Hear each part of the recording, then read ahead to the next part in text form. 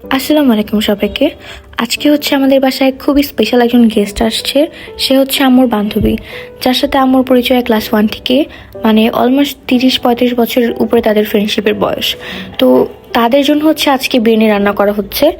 ও aunty আর আপু এসেছিল, মানে তার মেয়ে। তো তারা দুজনই খুবই ফ্রেন্ডলি ছিল আর খুবই ভালো ছিল। আর এই 30-35 বছরের যে ফ্রেন্ডশিপ আম্মুর সাথে তার বান্ধবীর, আপনাদের কি মনে হয় সেটা এমনি এমনি?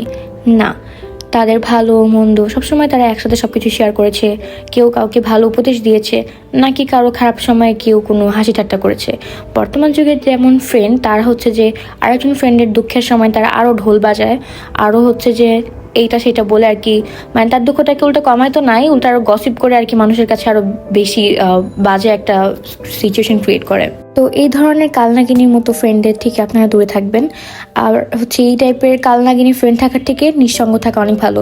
যেদিন আপনি বুঝতে পারবেন যে এই ফ্রেন্ডটা শুধু আপনার সামনে এত ভালো ব্যবহার করছে, অথচ আপনার বিপরীতে যে এসে মানুষের কাছে আপনার নামে বাজে কথা বলছে, দরকার নেই আপনার এই টাইপের ফ্রেন্ড রাখার। হোক সেটা অনেক বছরের বা নতুন, সে আপনার সামনাসামনি খুব সুইট হলে আপনার পিছনে তো সে ঠিকই বদনাম করে।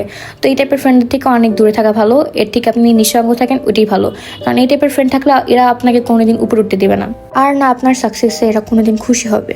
আপু আর আন্টি এসেছিল ঢাকায় বিভিন্ন রকম কাজে, যেমন ডক্টর দেখানো, আরও টুকটাক অনেক কাজে এসেছিল। তো আপু হচ্ছে ল্যাপটপ কিনবে। আপুর সাথে আমার মনে হচ্ছিল না যে এটা আমাদের ফার্স্ট মিট। আপু অনেক ফ্রেন্ডলি মাসাল্লাহ। আমার মনে হচ্ছিল যে আপু আমারই বোন, আমার কাজিন হবে এরকম। কিন্তু হচ্ছে যে এটা ফার্স্ট টাইম আপুর সাথে আমার মিট ছিল। আপুর আমি অনেক ভালো একটা বন্ডিং হয়ে গিয়েছিল। আপু এখন আজকেই চলে গিয়েছে, তো আমি আপুকে অনেক মিস করবো যদিও। তো এই যে হচ্ছে আপুর জন্য ল্যাপটপ দেখছিলাম। আমরা হচ্ছে বাড্ডায় স্টার টেকে চলে যাই ল্যাপটপ কেনার জন্য। আর আপুর যে টাইপের ইনকোয়ারিজ ছিল ল্যাপটপ নিয়ে, তো সব কিছু মিলিয়ে এই ল্যাপটপটা আমাদের অনেক ভালো লেগে যায়, কারণ এটা হচ্ছে আপুর জন্য একদম পারফেক্ট হবে। ওভারঅল সব কিছুই এটা দিয়ে করা যাবে, গেমিং হতে শুরু করে সব কিছুই।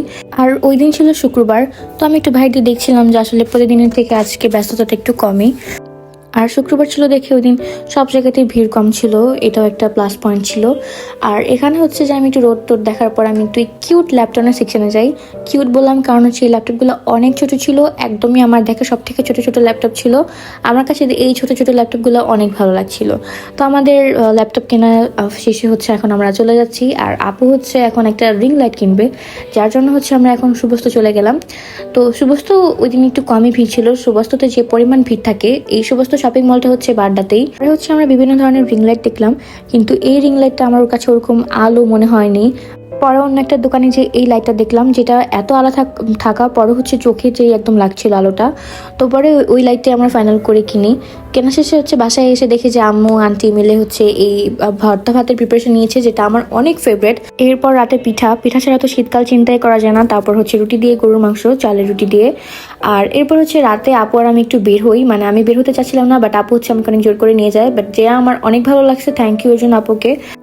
এরপর হচ্ছে কটন ক্যান্ডি, ফুচকা, আইসক্রিম টুকটাক আমরা এইসব কিছু খাই। আর হচ্ছে আপু টুকটাক শপিংয়ের জন্য গিয়েছিল, কিন্তু রাতে ঠান্ডার ভিতরে বের হয়ে এত ভালো লাগছিল।